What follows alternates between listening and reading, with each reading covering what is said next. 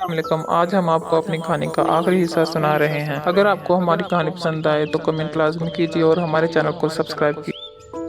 چند دن گزرنے کے بعد اچھے نے کچھ نوکروں اور ساز و سامان کو ساتھ لے کر ان پہاڑوں کا رخ کیا جن کے پیچھے 7 بادشاہوں کا خزانہ دفن تھا۔ چند دن کی مسافت کے بعد وہ لوگ اپنی مطلوبہ جگہ پر پہنچ گئے۔ وہاں پہنچ کر اچھے نے اپنے نوکروں کو شام کو بل تلاش کرنے کا کہا۔ نوکروں نے جلد ہی شام کی بل تلاش کر لی اور پھر شیشے کو پگھلایا گیا۔ پگھلے ہوئے شیشے کو بل میں ڈالا گیا۔ شیشہ بل میں ڈالنے کے بعد وہ لوگ چھپ کر دیکھنے لگے۔ کچھ دیر گزرنے کے بعد ایک بہت بڑا اژدہا باہر نکلا۔ وہ تڑپتا ہوا ادھر ادھر رینگنے لگا، لیکن کچھ دیر بعد ہی وہ مر گیا۔ جب سب کو تسلی ہو گئی کہ اب سانپ مر چکا ہے، تب وہ لوگ باہر آئے اور کھدائی شروع کر دی۔ وہ لوگ کبھی کھودتے اور کبھی تھک کر آرام کرنے لگے۔ جلد ہی انہیں خزانے کے آثار نظر آنے لگے۔ جیسے جیسے انہیں خزانہ ملتا گیا، ان کے اندر جوش اور بڑھتا گیا۔ بالآخر سارا خزانہ ان کے سامنے تھا، جس میں بہت سارے ہیرے جواہرات شامل تھے۔ اچھا اور اس کے نوکر خوشی سے پھولے نہ سما رہے تھے۔ اچھے نے ہیرے جواہرات کو گھوڑا گاڑیوں میں لدوانا شروع کیا۔ وہ بہت سارا خزانہ لے کر اپنے ملک کی طرف روانہ ہو گئے۔ اپنے ملک واپس آ کر اچھے نے بہت سارا خزانہ غریبوں میں اور اپنے نوکروں میں تقسیم کروایا اور اپنے لیے ایک بہت عالیشان محل تعمیر کروایا، جس کے باہر اس نے اچھا محل لکھوایا۔ کچھ دن گزرے تو پورے کا اس علاقے سے گزر ہوا جہاں اچھا کا محل تھا۔ دروازے پہ اس نے اچھا محل لکھا دیکھا تو اسے تعجب ہوا کہ یہ کہیں وہی اچھا تو نہیں جس کے ساتھ اس نے برا کیا تھا۔ اپنا شک دور کرنے کے لیے اس نے دستک دی اور نوکروں سے کہا کہ اسے اس گھر کے مالک سے ملنے کی اجازت دی جائے۔ جب اس کی مالک سے ملاقات کروائی گئی تو یہ وہی اچھا تھا۔ اچھا برا کو دیکھ کر بہت خوش ہوا۔ اس نے اس کا بہت پرتپاک استقبال کیا، جس کے آگے انواع اقسام کے کھانے رکھے گئے۔ برا بہت حیران تھا کہ آخر یہ سب کچھ کیسے ہو گیا۔ بالآخر اس نے اچھے سے پوچھا کہ آخر تمہارے پاس خزانہ کہاں سے آیا؟ اچھے نے کہا کہ مجھے یہ سب کچھ وہیں سے ملا ہے جس کنویں میں تم نے مجھے پھینکا تھا۔ برا جب اچھا محل سے نکلا تو وہ سوچنے لگا کہ کیوں نہ وہ بھی اس کنویں میں جا کے خزانہ حاصل کر لے۔ وہ سیدھا اس جنگل میں گیا جہاں وہ کنواں تھا جس میں اس نے اچھے کو گرایا تھا۔ کنویں پہ جا کر وہ نیچے اتر کے بیٹھ گیا اور انتظار کرنے لگا۔ اتفاق سے اس رات کو بھی چاند کی 14ویں تاریخ تھی۔ آدھی رات گزری تو دیو اور طوطا درخت پر آ بیٹھے۔ دیو طوطے سے کہنے لگا کہ کسی نے چھپ کر ہماری باتیں سنی ہیں۔ اس نے میرا حادثہ شہزادی سے ختم کر دیا اور سانپ کو بھی مار دیا ہوگا، اسی لیے وہ نہیں آیا۔ طوطے نے کہا کہ مجھے بھی کچھ ایسا ہی لگتا ہے۔ پھر دیو نے کنویں میں جھانکا تو برا کو کنویں کے اندر بیٹھا دکھا۔ دیو نے کہا کہ یقیناً اسی نے ہماری باتیں سنی ہوگی، اسی لیے آج بھی یہ چھپ کر بیٹھا ہوا ہے۔ دیو نے اسے کنویں سے نکال کر اٹھا کے پھینکا۔ طوطے نے اس کے سر پہ چونچیں ماری، اسے لہو لہان کر دیا۔ سچ کہتے ہیں کہ اچھائی کا نتیجہ اچھا اور برائی کا نتیجہ برا ہی ہوتا ہے۔